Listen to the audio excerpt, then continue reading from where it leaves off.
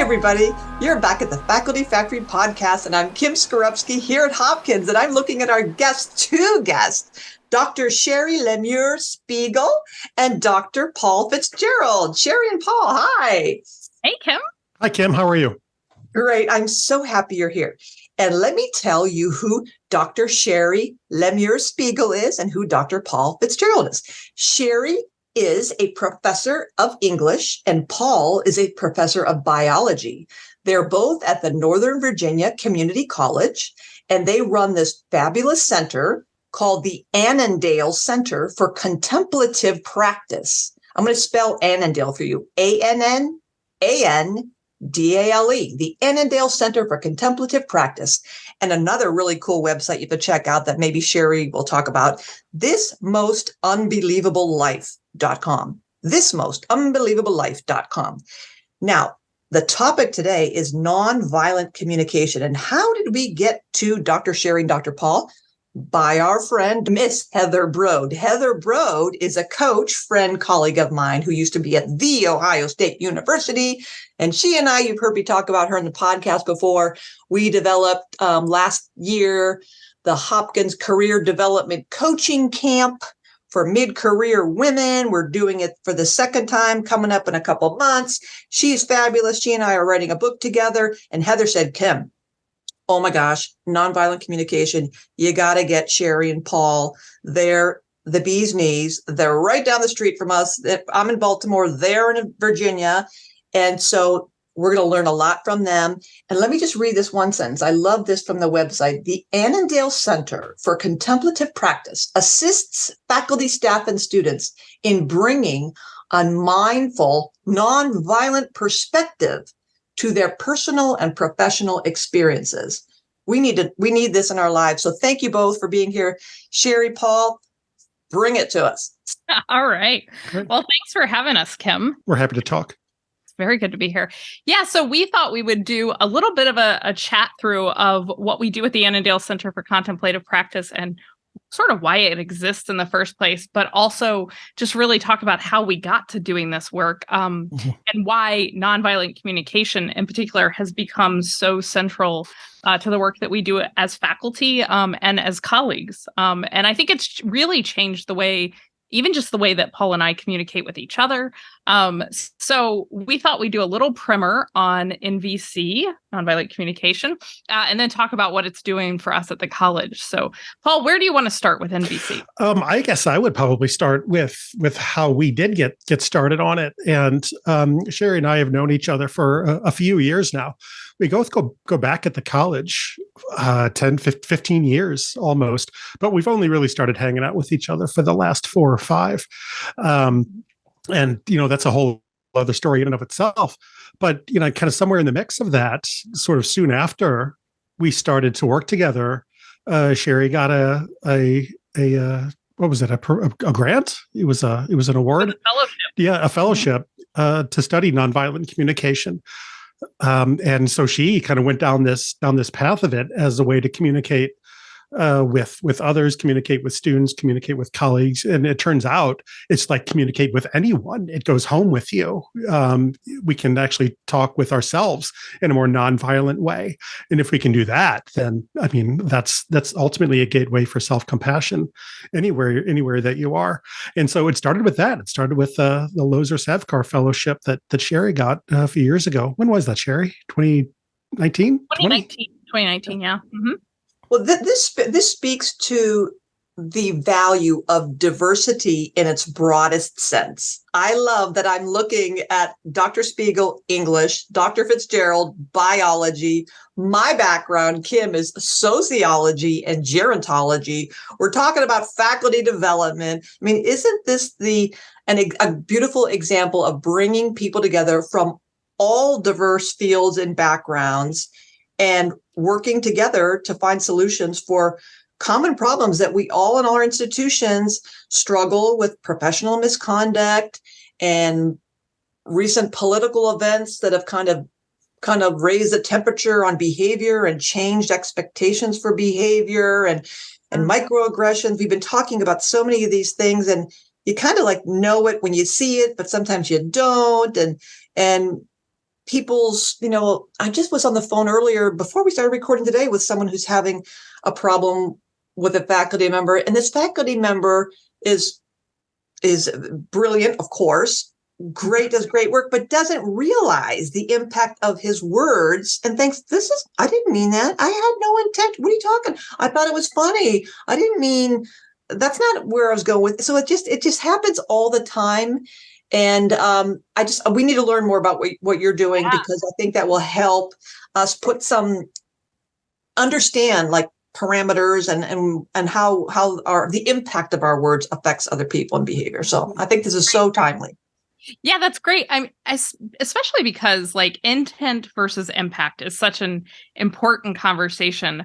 One of the things that we say in the nonviolent communication world is that every single person is just a being trying to get their needs met, right? Like we're all going around trying to get our needs met.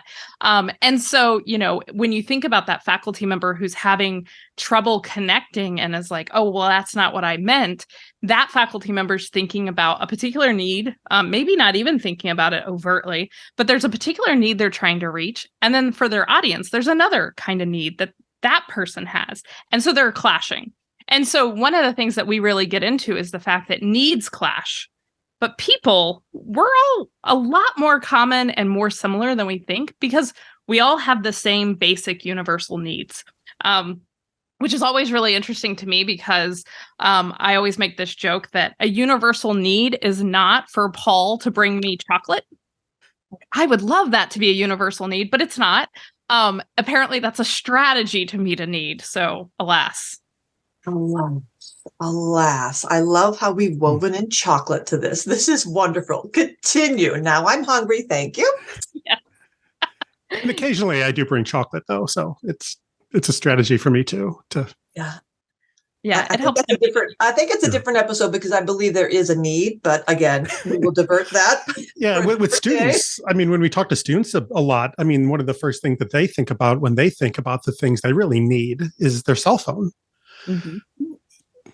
And a cell phone is like, if you really want to think about it, a cell phone is not a true need. It's a strategy that may meet a lot of needs that they have. But if a cell phone was a need, I wonder how I got by for the first 35 years of my life without one, right? So it's a very strong want. It's something we rely on to get a lot of the needs that we do legitimately and authentically have met. But the cell phone in and of itself is not a true need. A need. So when you're talking needs, so I want to hear more about you said that our needs clash and yet we are all so similar. And when you say need, so help us understand, are we going back to Abraham Maslow's hierarchy of needs? Is this what we're talking about? And can you remind us about that pyramid? Sure. Yeah. So we often get asked about that pyramid, and we kind of don't talk about that pyramid. We just talk about, so we have lots of human needs that are sort of essential, and we don't put them in a hierarchy, right? But they're all necessary to live a full and fulfilled life. So the Center for Nonviolent Communication actually has a need inventory that is a really great tool that I recommend anybody who's interested in really getting to understand what their needs are to take a look at this list. And it's a really basic set of terms. And every single one of us needs the same things, right? No matter where you are in the world, no matter what age you are, they're pretty common. And so what nonviolent communication does is really focused on those needs. But in order to get into those needs, our little passageway through is a topic that not all academics love to hang out with, and that's feelings. Boom, grumble. Yeah. There are more feelings than just angry, mad, and sad and glad. I'm like, I can either be angry, I'm mad, I'm sad, or I'm glad. And I remember my friends like, really? That's all the feelings. I'm like, oh, there are more than angry, sad, mad, glad. And that means like 3-1, you have like negative feelings. Look at these feeling things. Icky. All right, I'm in it. You're in it. I've girded my loins. I'm ready for what is this feeling conversation. Right. The good thing is NVC, there's actually a step before feelings. But I would just like to give you the trigger warning that feelings are feelings are coming soon. Right. Yeah. There was a song for those of you who are inching up on your 60s or young 60s. There is a song, Feelings. Whoa, whoa, whoa. I won't sing. Continue. Muting myself. Yeah. So we start with observation. And that I think academics are more comfortable with, right? Like we are trained observers, but the kind of observation we are doing might also be a little itchy for those of us in the academy. So Paul, do you want to talk about what we mean when we say observing? Sure. I mean, when we're talking about how it starts with observing, and also that's a good way to get science folks on board as well, because it's like feelings, we'll get to feelings soon. Let's talk about observing stuff. And what are we observing then? What's going on inside of us? What's going on underneath the skin? So it's observations about the self that we can make. I'm hearing this. I'm noticing that as a response to that, as I hear what you're saying, I'm feeling a little, I don't know, like some tightness. My shoulders are kind of scrunching up a little bit. I'm feeling maybe like a little tension in my forehead. I mean, it really is noticing what is happening inside of us as we're observing what other people are saying and doing. And so when we think about, like, it starts with observation, one is required and asked then to engage in nonviolent communication, to pay attention. And that's why you sort of have this mindfulness guy over here that hangs out with Cheri on this, right? This amazing framework of NVC starts with paying attention to the self and being present in the, in the moment that we're in, and noticing what's happening inside of us, not saying anything, not doing anything, not responding or reacting to it in any way, just slowing down and paying attention to how we're feeling on the inside, right? And what's happening inside of us. That can be physically, right? Really describing what's happening in the body. I don't know. I'm getting kind of anxious, and my shoulders are kind of tightening up a little bit, right? To, I'm feeling really relaxed. I'm breathing easy. I mean, these are all observations that we can make within ourselves when witnessing, when noticing, when listening to what someone else is saying. So by saying, it starts with observation, it also kind of goes hand in hand with, it starts with listening. Mm-hmm. This is so smart. Makes so much sense to get at feelings through. Did you say something was itchy? I love that. Itchy. Yeah, the word itchy. Feelings. Yeah, I'm feeling itchy. Yeah. Feeling itchy. Getting at the feelings through wearing like an anthropological hat, as almost like a stepping out of yourself. And if you were a participant observer or just charting a situation, and you were paid to go in and observe someone teaching or doing a procedure or running a meeting, if you could have that stepping outside of yourself and what do you observe, and that gets to that emotional intelligence of then knowing ourselves to better manage ourselves and knowing others to better manage those relationships. This kind of all weaves it together, being able to read between the lines, read the body language, see what's being said, listen to what's being said, but what's not being said, and how people hold those moments observing in their body. Because sometimes I like how you were describing the different sensations, Paul, that we may not be able to put words to that, but my friend might be able to say, oh yeah, I saw your foot start tapping away and your knee was bobbing. I knew you were getting, ready to jump, and you started twirling that pencil, and she started, messing with her hair, and he started jingling with his, our bodies sometimes betray our feelings, right? So I really like this idea of, let's not get into the mushy, lovey feeling thing, but let's be field scientists observe. Yeah. And rather than our bodies feeling like our bodies are betraying us, our bodies can be a pathway, a doorway into what's really happening inside of us that we can pay attention to be able to make a more informed status of how we're reacting and responding and feeling when something comes up. And see how you just noticed, Dr. Fitzgerald, when I said our body betraying us, and you said, yes, and not necessarily betraying us, But now you see how Kim Skorupski feels her body betraying her. So hence my analogy would be my body is giving me away versus my body is helping me. That's another observation of the language I use would tell you a bit about me. Yeah, and that changes violent communication of my body is betraying me into nonviolent communication is my body is a doorway that's telling me some information. Maybe I should pay attention right now. I'm so violent. Yeah. Oh my gosh, help me. And it shows up so often. It does. One of the things we talk about is not only this keen observation, but trying to make observation non-judgmental. And so betrayal, right? Like that has that judgment language to it. And so like trying to get back into that, like that really anthropological, like, like I am noticing that my body feels discomfort and also reading it within other people, right?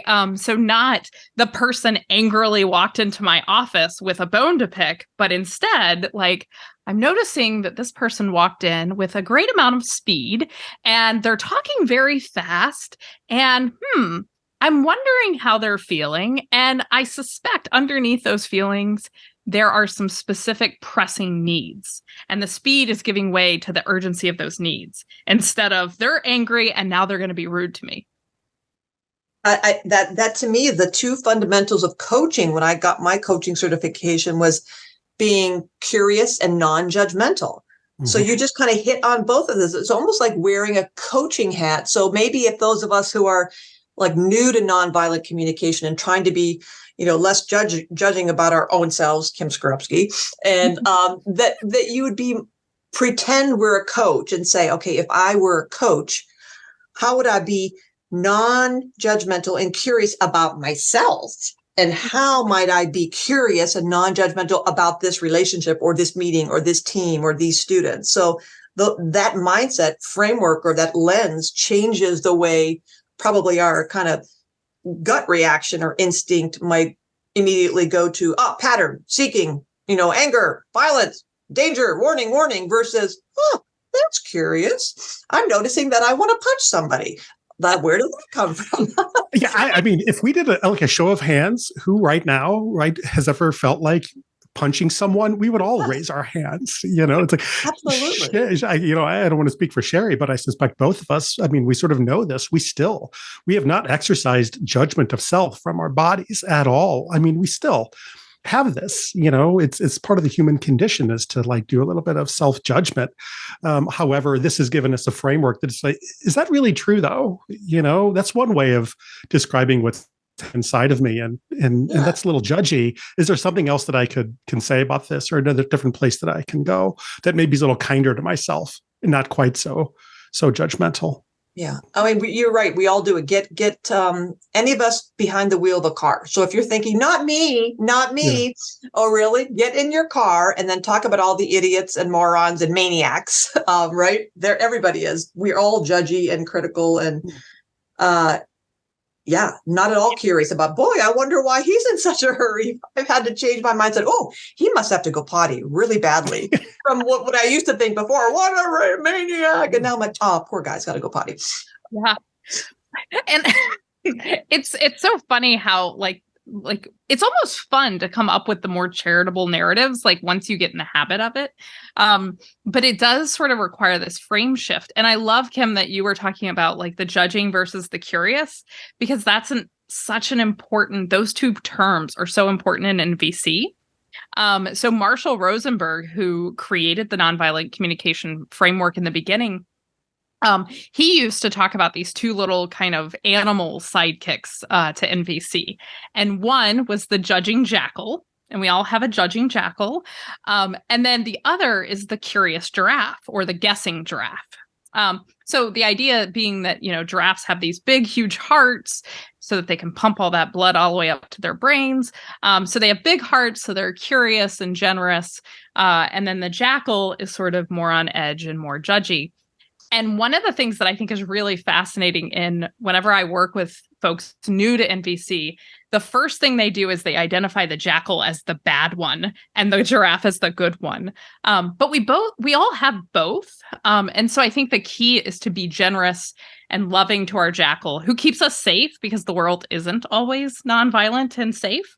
And then the giraffe keeps us curious so that we cannot be arbiters of violence on others. Yeah. This is wonderful. So okay, we are leaders in faculty development and faculty affairs in academic medicine around the world. We are faculty members in academic medicine. Help us out with help us out if those of us who are seeing patients in the clinic and we have dicey situations with patients in our hospitals or staff on our teams or our colleagues in the lab, our fellows, our trainees.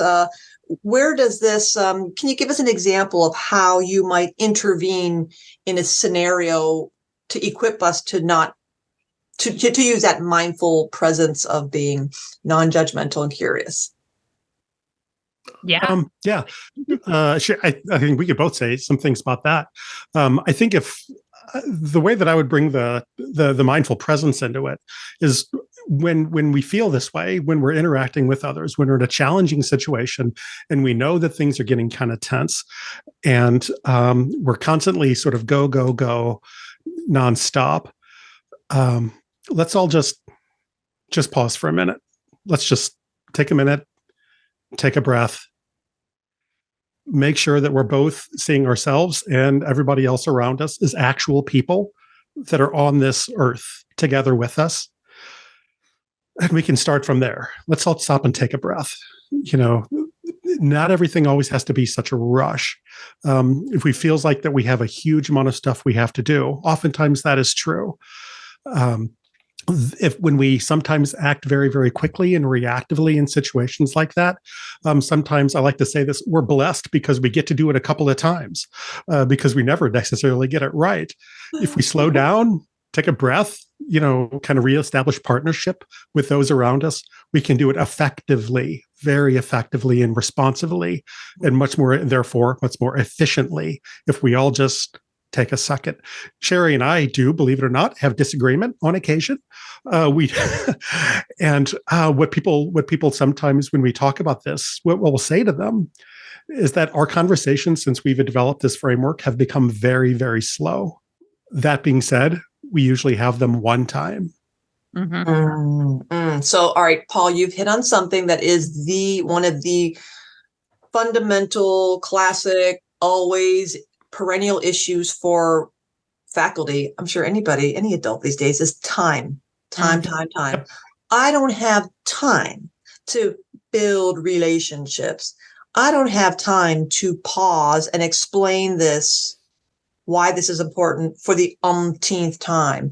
I don't have the time in the day. I have so much to do. If I stop to do this, I'm not going to be able to do that. That's just everybody, it's like this cult of busy, right? I'm so busy. Yeah. I'm busier than you. I'm going to out-busy you, as if it's some kind of badge of honor to be busy, without realizing that what you said, it's going to take a little bit of time now, but it's an investment now that will pay off dividends in the future, that you don't have to keep, well, I'll just do it myself. This is taking too long to explain. I'll just do it myself. Well, if you back up that train and say, well, I am going to spend time with, say, I just hired Paul and he's the fifth hire and you've had to you're like, I'm going to orient him. We're going to do this right, because then I'm not going to be holding his hand for the next umpteen months, that it does pay off. It is time, but that investment is well spent. So, but it gets back to time. Like, talk to us more about this efficiency or perception of it being inefficient for me to do this, to slow down. I don't have time to slow down, Cheri. And we work with this so often. So, in the middle of a very busy academic institution, we run a center called the Annandale Center for Contemplative Practice, right? And so we're the space for slowing down. And so, yes, when we first started this work, so many people, and we still get it, like, oh, I don't have time to go to your workshops. Like, I don't have time. I don't have time. I am a recovering workaholic. And I think so much of the work that Paul and I do together really comes, like, it started because I was burning myself out and I was striving. And all I knew was more, more, more. I didn't have time for anything. And I was killing myself. And this is I'm not the anomaly, right? Like, this is how academics live their life, and it's how their mentors live their lives. And so we kind of have a cultural problem. And I think that NVC and mindfulness coupled with compassion are the tools that Paul and I are using to deprogram that in ourselves. So one of the first presentations that I did after I started working with Paul was like reminding myself of the need to, like, in cycles. Everything in our universe works in a cycle. Plants, our seasons, all of that model periods of dormancy for us. And so who are we to be the one species that thinks we don't get dormancy, right? Like, we need it too. So if you don't have time, it's because you think you're a machine and you're not. You're going to be disappointed. So we do a lot in the center about boundaries, about really being really cautious about what you say yes to, and being really free about what you say no to. What would you add, Paul? We sometimes talk about, we've had workshops that we just title "How to Say No." Mm-hmm. And when we talk about, how do we have this conversation and how do we bring it up and why is that a title? It's like, we as faculty, we don't have a hard time saying yes. We say yes to things all the time. We're very good at saying yes. How do we say no? Yeah. How do we say no? And, do you need to be on 5 committees? If we think about this internal desire to go fast, run, go fast, rush. Think about the fastest things that exist on nature, both biological and machine. Cheetahs don't run all the time. Things that run fast, they don't run all the time. They can go fast. Most of the time, a race car is sitting in the garage. It's not going 200 miles an hour all the time, right? Slow maintenance. You can go as fast as you want. And nobody is telling anyone to go less, or this stuff isn't important, or these things are not meaningful to you, right? What it is there's a time to go fast and there's a time to slow down and rest. And we can bring some discernment to this. If we bring some mindful awareness to what's going on in our body, it's like, am I hungry? Am I drinking enough water today? It's like, talk about Maslow, those basic self-care things, that foundational thing is there for a reason. The body does need things that we do better. The whole pyramid does better. The race car does better if you change the oil, give it the day, rotate the tires, give it a fresh tank of gas, putting good gas in it, not gas that makes the engine stall. So, there's this whole conversation to be had that looks like just the person as a totality, both on campus and off campus. And, if they manage to have a family, clearly they're not working all the time. So they must take a little bit of time off every once in a while. What does that look like in the day, both while you're working and while you're not? And there's a time to be fast and a time to pause and rest. And that can happen throughout the day or at the end of the day. And it changes throughout the year. This is so interesting. I guess I'm back to what one of my old pastors says, there's no such thing as a coincidence. And my daily devotional today talked about seasons and this concept of wintering. That there's this person who said that, you're just like the gardens go through a season of dormancy, as you mentioned, Cheri, that the idea of wintering means that you are you're in a wintering season of life, or this part of your life where things are underground, very deep, quiet, maybe cold, retreating, maybe dark, but this is a part. And I'm thinking of people who have maybe different life events, or maybe, the global pandemic, things kind of took a big dip, and you're maybe feeling like this is not, you're not at your best right now. You may be wintering. This is a season of life where things are underground, where you can't quite see them yet. So this notion of seasons of life where we are in having children, raising children, getting promoted, dealing with loss of parents, or all the different, seasons of life, that is, you're right. It's profound and yet so simple that we don't recognize that we are not always in springtime. It's not always blooming. Yeah. You need to have the seasons where things will, if you're not failing at something, that means you're not trying enough, right? You're going to have failures. You're going to have rejections. The papers will be rejected. Your grants will not be funded. The patient's treatment won't work the right time, the right way. People will quit. There's always something that's going to, that's life. It's a cycling through seasons. And so that makes so much sense to me. And yet I can't help but think about, when you talked about, we need to be reprogrammed, is that there's this tension, obviously, that our bosses, our department chairs and leaders, our deans, our presidents of our universities, and now I'm going to be grossly generalizing here, they want us to work as hard as we can, right?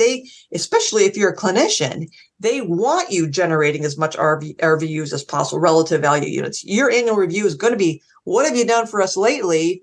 You're not working hard enough. You're not getting enough papers. You're not getting enough grants. You need more of this. So it's this kind of message of more. So the tension is, and we as academics, of course, overachieving, always more. It's so ingrained in us. Yes. And so that's the tension of how do we then purposely push back against that mindset to say, like you said, this is going to kill me.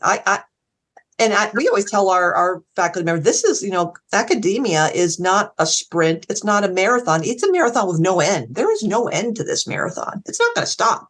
Yeah. So you got to figure out how to pace yourself. Right. Yeah. And so, it's funny because when Paul and I first started working together, I was trying to dial back from that sprinting mode. And I had just started reading books like How to Do Nothing, and started dabbling with mindfulness and dabbling with meditation. And I did it all as a self-care thing. But the thing is like, you can't meditate your way out of a bad system. And that's what academia, like, there's a lot of, similarities between this and a toxic boyfriend, right? Like, academia is your toxic boyfriend. Like, just admit it. So we kind of have to reevaluate that relationship. And I had a lot of anxiety when I pulled back, and I was like, oh my God, I'm going to be worthless now. But what's funny is I pulled all the way back, got really selfish, in my words, about what I said yes to, and decided I was not going to just be productive anymore. I was just going to work on a few things and do them well, and, whatever, see what happens. I wish past Cheri knew how many doors opened when I started taking care of myself and really just started saying yes to the right projects. I have a PhD in English, in writing and rhetoric, and writing has always been the hardest thing in the world for me. When I take care of myself, writing flows out of me like so easily. And so, I used to push for awards and stuff like that. Like, Paul and I won an award for our center this past year. Something happened when we stopped striving and found the tools to thriving. Ooh, say that again. Something happened when we stopped striving and found the tools for thriving. And that's actually a gateway into a whole series that we've done at the center this past year, right, Paul? Yeah, it has, right? The Year to Thrive. Where we tell us more, Paul. All right. Yeah, pick it up. Yeah. So we kind of went this at it from a very, hopefully we tried to anyway, a very practical approach to the sort of the user experience. It's like, okay, so I'm a striving faculty person on my campus or staff, right? We work with anyone at our college, faculty, staff, admin, whoever would like to. We're all Nova Nighthawks. And let's say that I've heard of this Paul and Cheri, and they're doing something weird, and I haven't heard of it, but they seem pretty happy. So what do I do? And so it's like what we developed what we call the Year to Thrive, and it's 8 or 9 part. So I start with who I am. What is a progression of things that I can sort of do, like mindsets, tools, practices, each one having a workbook, right, and a workshop that goes along with it that takes me from where I am now, right, to actually a celebration, right? Celebrating the end of the year as opposed to just sort of burying myself in a blanket and, hustling through and ending with exhaustion.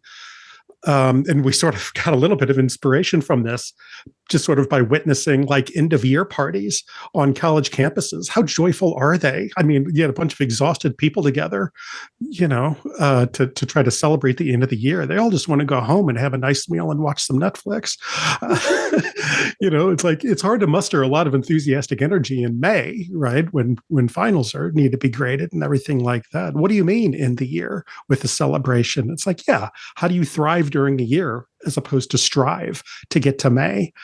So it starts with where I, sort of was talking a little while ago with this pause before we kind of jump in anything, before we try to rush through another year.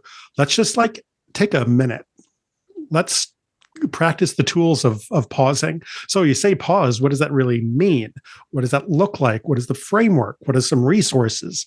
How can that work for me based on who I am and my truth and in my experience in my own life, right? And it works through, a variety of different things along the way to the end, reflecting, empathy. How do I unlock empathy for myself and others? What is flow? How do I know when I'm in flow, and what does it mean to be in flow? Ending with like a celebration sort of at the end. So it's just like this programmatic walkthrough of how do you go from me as I am now, knowing that I want to make changes, feeling exhausting and feeling like I'm striving for everything exhaustively, to like, yeah, you know what? I'm not striving, I'm thriving, and I can celebrate that. Less suffering, more celebrating. Yeah. So we rolled that out on the campus this past year, right? And we went through it, and it was great. We made a lot of friends along the way. Mm-hmm. That's fantastic. Yeah. And so did our colleagues, right? They made a lot of friends going to these workshops and meeting each other, people forming relationships that did not previously exist by going through this pathway together. Because it's hard to do it when you're by yourself, right? But getting little cohorts together to work through it is helpful. And that's the key, I think, is relationships. Yep. Relationships, that we are human beings who thrive, not strive. We strive together, but we thrive when we are in communion with each other.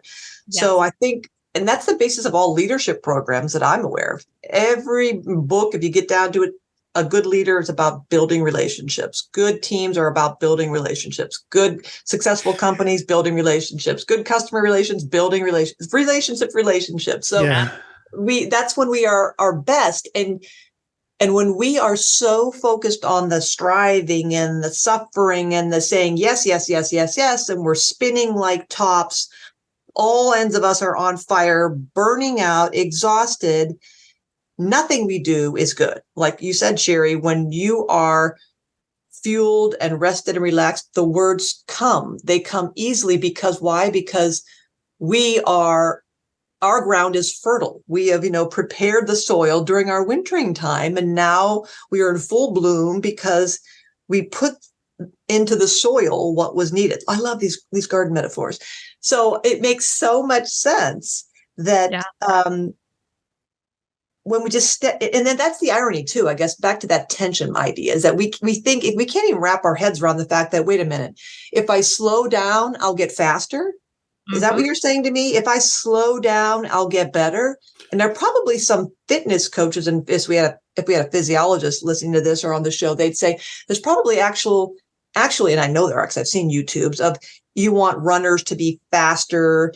It's not necessarily about running faster. It's about changing like the swim stroke, or changing the gait, or doing something differently mechanically that it may be counter to what you think. So we just think, well, I have to keep going, otherwise I'm going to lose. No, sometimes you stop, pull off, take a sip of water, take a breath.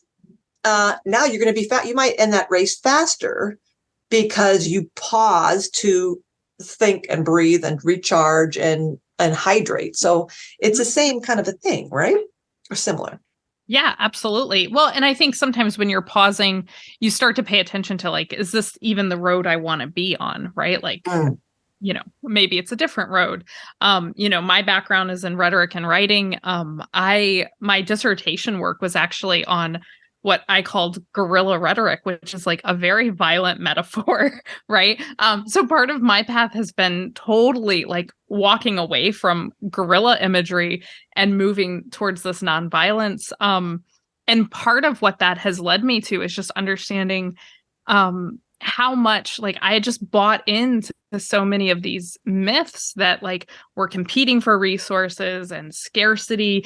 Like, Paul and I should be sort of enemies on our campus. Like, we're in, he's a biologist, I'm in English. Like, I should be walking around talking about how STEM takes everything away from me. We've found all the different ways that the institution is almost designed to make cross-department collaboration almost impossible. There's so many opportunities for us to get in tension just by how things are sort of put together. But then when we slow down and ask, well, what is actually our need? Like, how can we best have conversations? I think the more we talk and the less we go into it assuming everyone's against us, like, doors open, and administrators who might be in the center together, and they'll have a conversation that will lead to solving a problem that's been sort of existing within our institution for a while, but we've just never had the right people in the room to have the conversation. I don't know, somehow these tools, like when you pause, when you slow down, when you start doing things that just aren't the way they've always been, it opens doors we wouldn't have imagined. Yeah, and that seems to me that would take a culture shift where a good, thoughtful leader or good, thoughtful follower would say, can we pause? Can we take a moment to celebrate successes? Gosh, Cheri got that paper published. Paul just got that grant. So-and-so just got that award. So-and-so just had a baby. Take a moment to celebrate the humanity, the things that we all have in common, that, we all have families. We're humans. We have their sickness and their challenge and life events that happen. So taking that moment to remind us, yes, people, these are my people. Let's ground ourselves. That sounds like it can be, someone can make a decision to start and build that into the process or the way we do work around here. Because you said, Cheri, when you don't get people into a room together to talk to each other, well, of course you don't, because no one has the time. Mm-hmm. So if you build that into, this is our culture. We have these, whatever you want to call it, the timeout, the part of our faculty meetings or part of our all staff meeting is this. You build it into the agenda, that just becomes a part of how we do business around here. So you remove stigma about talking about things that maybe are personal or mental health concerns or anything that's kind of like the ickiness that you just talk about it. And the leader can take the lead by saying that, I'm having a hard time with, our kids. Some of you have known that maybe he's been in the hospital for this, that, and the other. I'm going to be taking some time off, or my kids are in summer camp, so my schedule is going to change. I'm going to be off, but then I'm going to be on. Just talking about things kind of normalizes life and being human. But it all comes with, I think, a thoughtful, purposeful decision to do that, right? To practice and to show the pausing, the taking the moment. I mean, airline pilots do it, surgeons do it. They do the pause checklist. Let's stop, take a look here. Yeah, right. There doesn't seem to be a stigma about not talking about work at home. Boom. Boom. It's like Why is there a stigma about talking about me as a person at work when the opposite does not seem to be a problem, right? We go to work and we work and we go home and we talk about work. Oh my gosh! We wake up and we.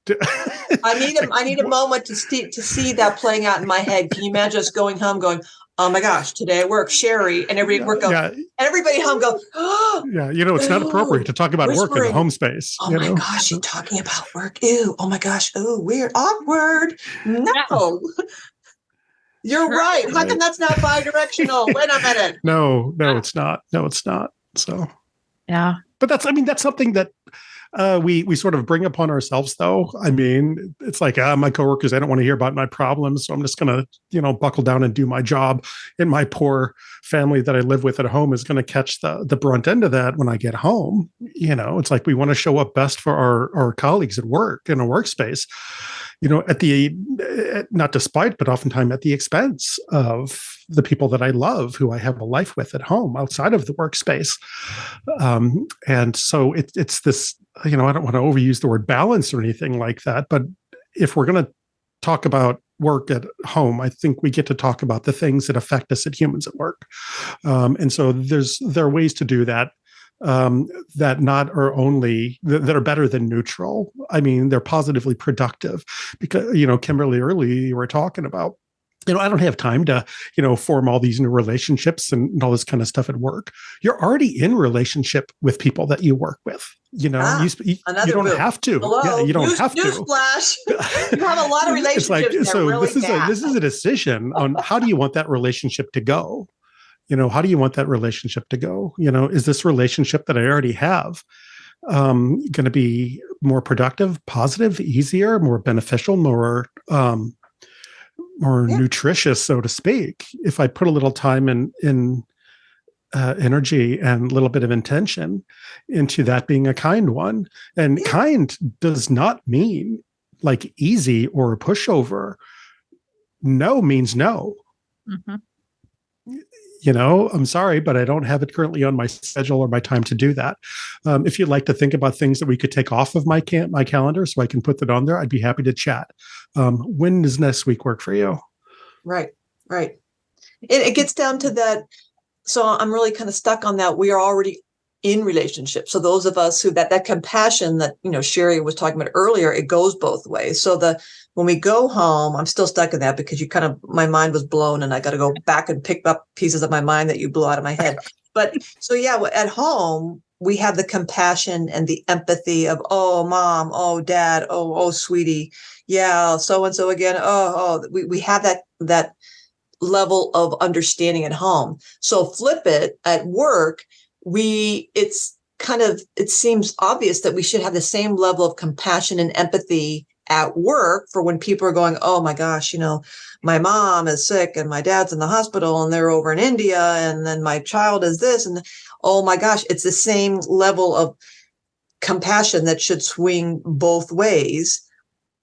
Oh, now I just lost my track of thought, what I was wanting to go to, what you were saying about, then it gets to the fact that we are in relationships. So are we in transactional relationships or transformational relationships? So I think some of us, again, in the spirit of efficiency, say, well, these are transactional relationships. I don't need to build a relationship with that guy who's at the security desk at the front of the building because I just see him once a day for 10 seconds versus, patients where I'm trying to get them to follow this protocol and heal themselves. No, I would say no. Every relationship can be transformational. That few moments to actually know someone's name who works in the parking lot or at the security station, that momentary pause could profoundly change your day, your life, her day, his morning, because again, we are built to be in communion with each other and recognize, I see you, you see me, I see you, I got you, even if it's just like one of those days, that pause to greet and see each other can totally change the way we arrive in spaces. Yeah. Yeah. I mean, I think we kind of move through life. I'm reminded of the story that Ram Dass sometimes would tell. But we kind of, it's like we think that people are going to like swoop in and like take over our lives if we let them in a little bit. So Ram Dass has this story where somebody's like, oh, but if I was kind to the unhomed person on the street, then in a week they'd be living with me, right? And he talks, through that, and is just like, it's like this myth of compassion that it's like we're gonna be overwhelmed by it. So we, in our workshops, we have a workshop on community. And part of what we try to get folks to think about is what does it really mean to commune? And like, what kinds of needs are we actually trying to, are we able to meet in other people? And whose needs seem to matter within our workscape? So, there's an interesting thing where, the boss's birthday seems to be like a big thing that people might acknowledge. But then, the custodian who, cleans up after said birthday might not be, like their birthday might not be. So part of it is like an equalizing factor of like, if we all, need acceptance, if we all need connection, then, is there something that you could do today that would meet somebody's need for connection? Are you ignoring people's needs because you're so overtapped with your own needs? Like you're not taking care of your own needs, so you can't show up for other people's either. That kind of And does it also go to the reverse of you're so overtapped with taking care of other people's needs that you're not taking care of your own needs? I'm thinking of busy moms and dads who were the yes people, and they're the people who didn't get the message on the airplane. They're running around up and down the aisle, putting everybody else's mask on. And they're like, oh, I'm going to pass out. I have no air. Well, yeah, because you're taking care of everybody else. And this shows up in the classroom too, right? Like, because sometimes like the faculty member will try to do everything they can for all the students and meet all the students' needs, to the detriment of their own needs. And one of the things in the nonviolent communication world is that all needs are equally important. So, on this call, like Kim's needs are just as important as Paul's, as just as important as Cheri's. But there's this idea that we're supposed to like check our needs as faculty when we walk in the door. Like I suddenly become a person who doesn't have real emotion, who, maybe didn't have a hard time sleeping last night or whatever the case may be. And so I started getting a lot more real about my needs in the classroom, not trying to go get, I don't need my need for affection to be met in my classroom. But, mutuality, like I'll tell my class, like, I'm really feeling, like I've done a lot to really show up for you. I'm wondering how you all feel about how you've been showing up for me in the last couple of weeks. Can we have that conversation? And it flips the script in some ways, but it draws students up into a level of responsibility that, they need to thrive in the world. Mm-hmm. Whoa. That's another, gosh, I just want to pause in a moment, just think what you just said. I mean, I just saw the picture of that, creating responsibility and purposely, and I'm thinking of the purpose-driven life. It's not all about you. But starting with the expectation, no, if we're in this together, and you're all in. You already are in it together. Yeah. We are in it together. So you decide, how do you want this to play out for you? Mm-hmm. Yeah. And how do you want it to play out for us? Because so can you maybe give us a couple like nuggets of insight? What if, Cheri, Paul, and I, we're this great team. We're all rowing together. We are meeting each other's needs. We're aware of, we're trying to be curious and non-judgmental. We got it. We're drinking the Kool-Aid. And then, we bring in Joe, and Joe's not, quite aligned with this language. How do we mediate that? How do we embrace that difference of Joe? So whoever the Joe is, the Joe's in your lab, in your clinic, in your operating room, in the classroom, how do you deal with the Joe who's not into the whole nonviolent communication, needs pausing, feelings, boundaries, compassion, not getting it? Any words of wisdom for those of us who struggle with the Joes out there, or the Josephines, or the toxic girlfriend, not the toxic boyfriend, the toxic, all that stuff? What do we do? Well, my first thought is like, boy, if we only have one Joe, we're doing pretty good, right? Yeah, right. Oh, you mean there are more? I mean, there's only one person here at Hopkins. There's only one. That's the one. We all know who they are. Just that one.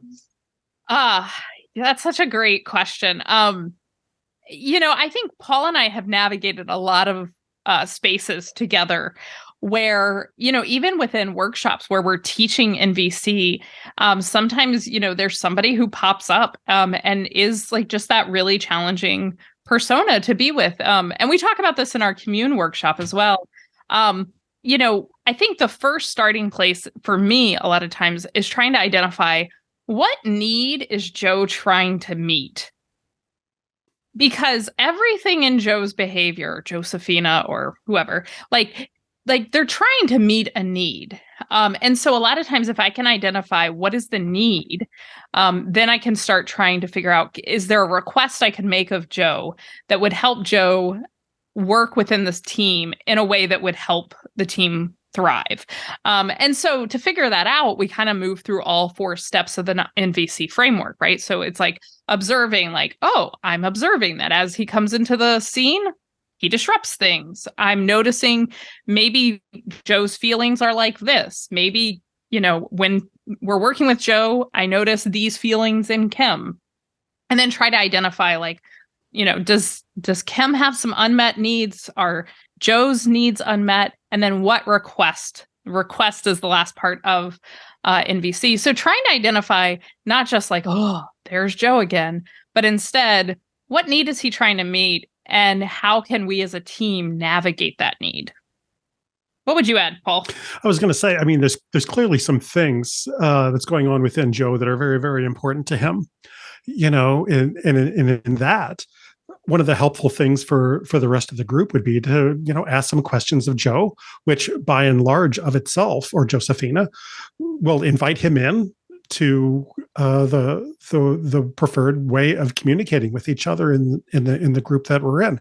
Let's find out a little bit more about Joe and what drives him. And one of the most useful resources that Cheri and I have in the center that we run to do exactly this is tea. Tea. Like tea and crumpets. Tea and cups. Yeah, tea and mugs. Let's sit down and have a cup of tea and talk through what's important to both of us here. And let's see if we can come together in relationship by understanding what is driving each other. And then I can better appreciate through empathy what your situation is. I hope you could better understand what mine is. And then from there, we could form a relationship where we can be mutually supportive. So why don't you come on in? We can come to you. Let's have a cup of tea and have a chat and get to know each other a little bit. That's not easy to do. It requires consent of the other person. So sometimes they can say no. If they do say no, then a lot of the relationship might be a little bit more self-protective and protective of each other from then on out. So finding out how to get to a yes with what that initial communication is. Maybe, we can start to see Joe or Josephina as being a little more human, and hopefully he or she can see us as a little more human. Yeah. So you're demonstrating the curiosity, being curious. Yeah. I noticed that this is happening. I want to learn more. Tell me more about this. Learn more about Joe, Josephina. The creating safety. A cup of tea, a mug of tea. That's safe. Maybe it's just on one-on-one, or just the 3 of us, a smaller group. And I'm thinking you're modeling this behavior where over time, it becomes evident that this is the culture they've created. It's authentic. It's real. It builds trust. Yeah. And I think what I see over and over, and I coach so many faculty members, is one of the fundamental needs, and this is not based on literature or any kind of scholarship, but is this need for faculty to feel just validated that I'm smart enough, I'm good enough, I know what I'm doing. And I think a lot of the fear And the acting out behavior comes from not feeling respected or not being treated like so a fear of like, I don't belong, I don't fit in, my, I don't have the right pedigree. And that maybe, I don't know what a lot of feelings, I don't know what I'm talking about, but I've noticed that a lot of these misunderstandings evolve from some faculty members feeling like, you don't respect me, Paul, you disrespected me, Cheri. I'm not treated, I'm not given the resources like everybody else. I'm not valued here. And so that kind of like throws up a wall of, I'm not in the in club. So if we are curious, and I'm pretending that might be Joe or Josephina's issue, but that's a common one, I think, is among academics, right? That intellectual prowess and they having earned the credentials to be there, it's always earning, right? How many manuscripts do you have? How many awards do you have? How many grants do you have? How much patient revenue do you generate? That competition is like, I'm in the game, man. I belong here. That's that fear of like, I'm going to be kicked out of the club. Yes. So the honesty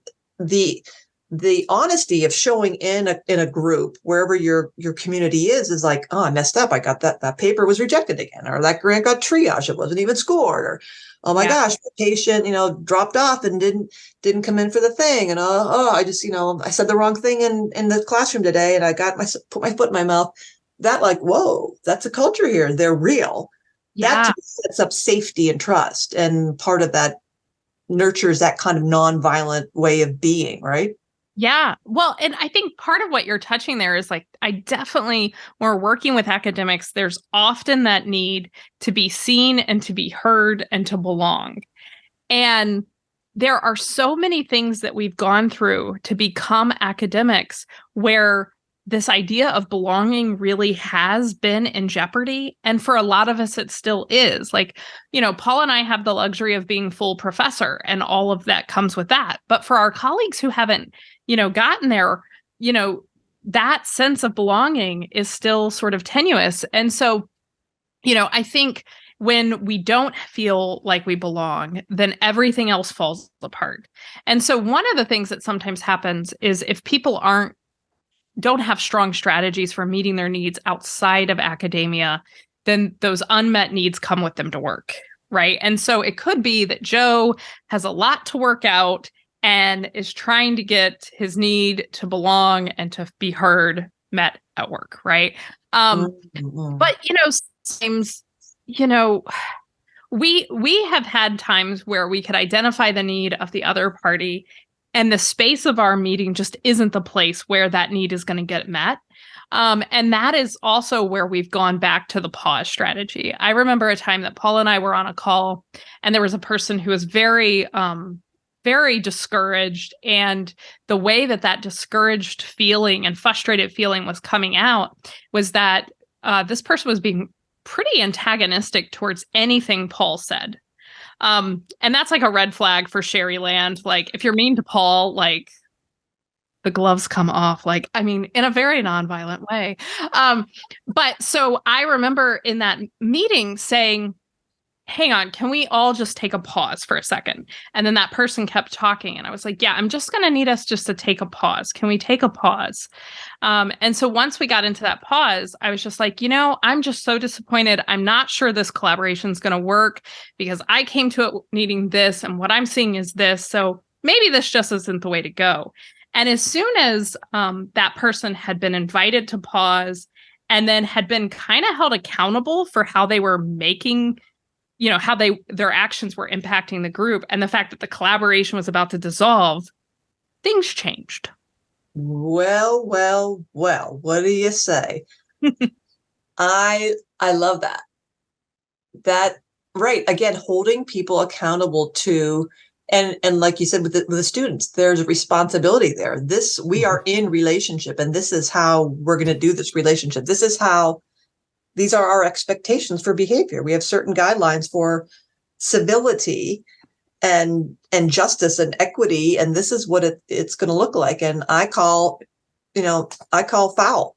This is not how we talk to each other. And I like that you give the example of you stepping in for someone else, because to me, there's nothing more powerful than someone who you'd least expect to stand up for somebody to stand up for somebody. Not that you would be least expected to, but I remember being in a situation where there was only a couple guys men in a group and a lot of women. And one of the one man was being cantankerous and said something very, very against women. And all the women around the room, we looked at each other like, did he just really say that? But he was very senior, very famous, very blah, blah, blah. So we were all just kind of looking at each other like, what? And our jaws just dropped. And who said something? The other man in the group. And we were like, oh, yes. So that meant more to us, so that it wasn't like a we, them, that no, we're not going to, I'm calling you out there, guy. We that's not how we talk around here. And I think that's also the part of the responsibility that we're all, like, this is our common mutual needs are that we feel safe, that we are trusting each other.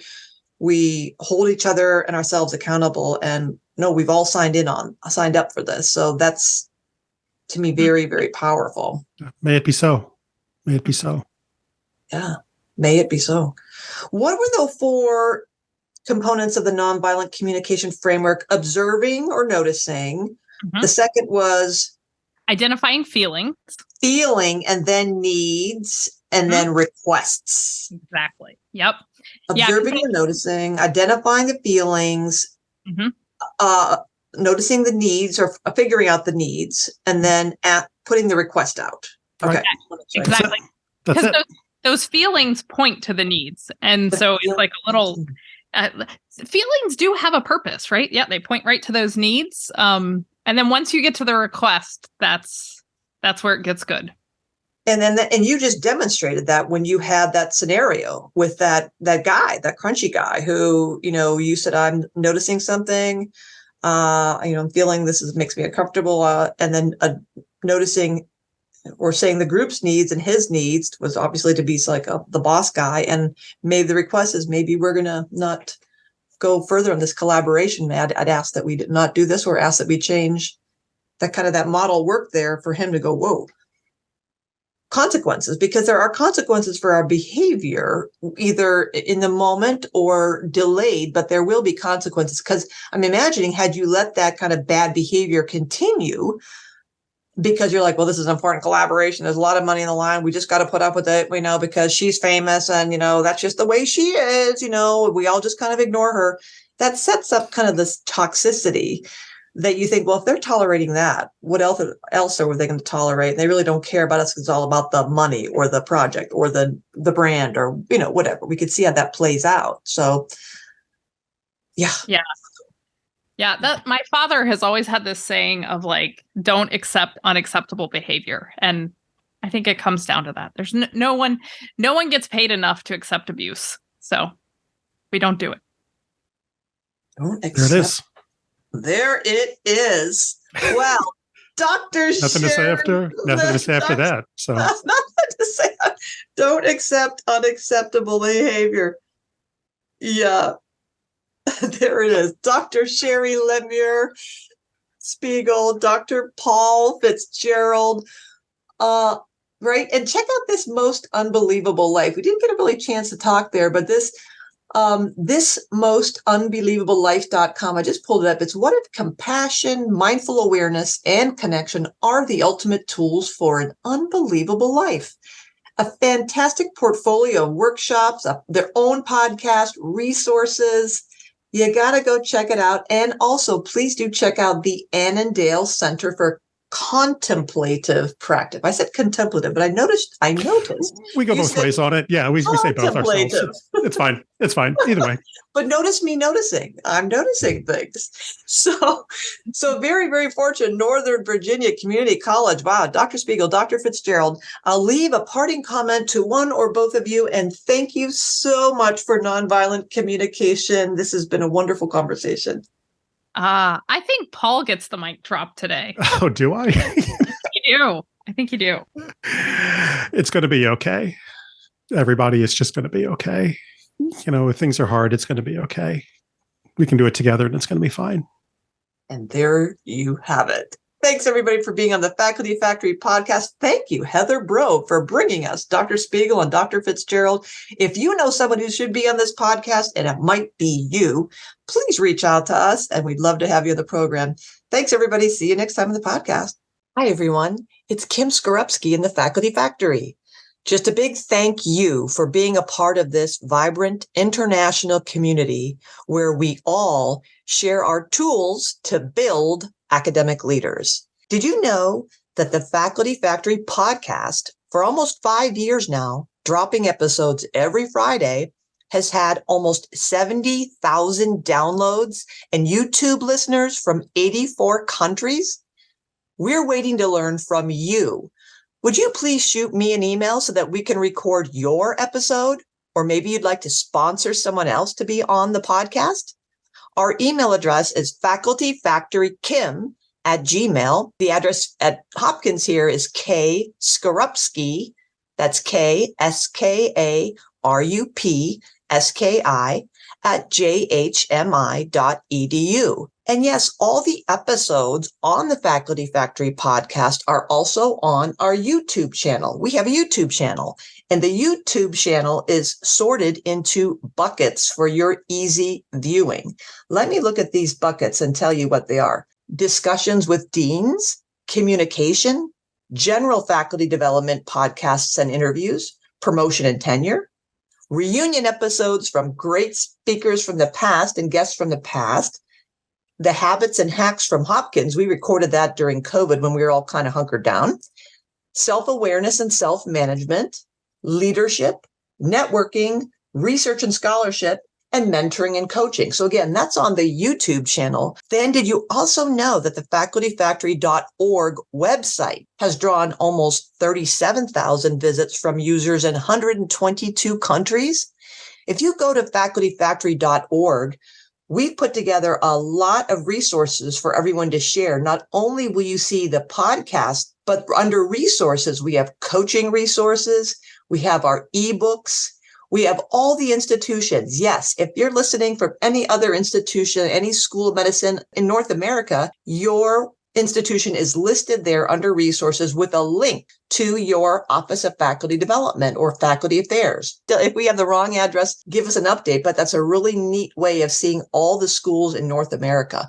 We have related affiliate organizations, so the Association of American Medical Colleges, affinity groups, and other partner groups that you might be interested in that do faculty development. And then scholarship, we have a link on tons of scholarship around faculty affairs and faculty development, so you could check that out as well. And then we have a blog, and there's places to contact us on the website as well. So facultyfactory.org, you can send an email directly through the website. We also have a Faculty Factory Twitter channel. You might want to join us there.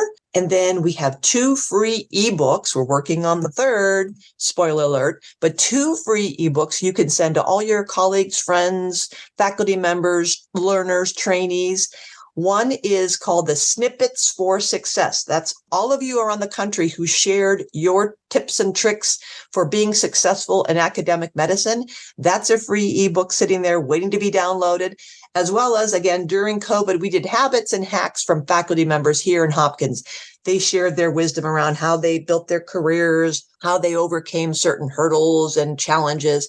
That's another ebook you can take a look at and share with friends. So thank you again for listening to the Faculty Factory podcast, for being a part of our community. Will you please tell someone today about the Faculty Factory podcast? These Faculty Factory efforts are supported by the Johns Hopkins School of Medicine and our wonderful Vice Dean for Faculty, Dr. Maria Oliva Hemker, and you, our loyal patrons who share our passion around the world for faculty career and professional development.